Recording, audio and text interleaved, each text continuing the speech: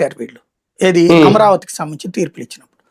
అప్పుడు కేసులు పెట్టి వైసీపీ అధికారంలో ఉండి వైసీపీ కార్యకర్తలు అరెస్ట్ అయ్యి జైలుకి వెళ్ళారు. బెయిల్ కూడా రాలా, నెలల తరబడి జైల్లో ఉన్నారు వాళ్ళు. వైసీపీ కార్యకర్తలు వైసీపీ అధికారంలో ఉండగానే కోర్టే మందలించింది, ఇచ్చింది కరెక్ట్, బానే ఉంది.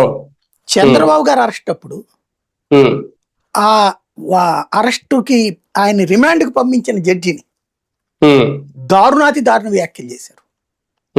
హైకోర్టు జడ్జిని తీవ్రంగా దుర్భాషలాడారు. సుప్రీంకోర్టు న్యాయమూర్తి బివి నాగరత్నాన్ని అయితే దారుణాతి దారుణంగా బూతులు తిట్టారు. మరి అప్పుడు వ్యవస్థ ఎందుకు జోక్యం చేసుకోలేదు?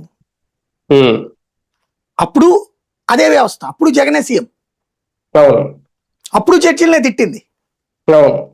ఒక విషయంలో జడ్జిల్ని తిట్టినప్పుడు కేసులైన, ఒక విషయంలో జడ్జిల్ని కూడా అప్పగించారంటగా ఫస్ట్ సారి, 2020లో ఫస్ట్ సారి అదే జగన్ ప్రభుత్వం సరిగా పట్టించుకోవట్లేదని సిబిఐ కూడా పెట్టారు. అదే జగన్ టైంలోనే రెండోసారి పెట్టలా. నేను అంటోంది అది. అసలు న్యాయ వ్యవస్థ ఇనిషియేటివ్ తీసుకోలేదు అక్కడ. ఏంటంటే అట్లాగే ఉంటుంది. ఇప్పుడు బేసిక్ గా ఒకటి ఖచ్చితంగా న్యాయ వ్యవస్థ కనుక లేకపోతే ఇవాళ ఈ బూతులు ఆగవు. ఎందుకంటే ప్రెస్ మీట్ పెట్టి లం కొడకలు ముం కొడకలు మాట్లాడుతున్న రోజులు, సంస్కారం చచ్చిపోయిన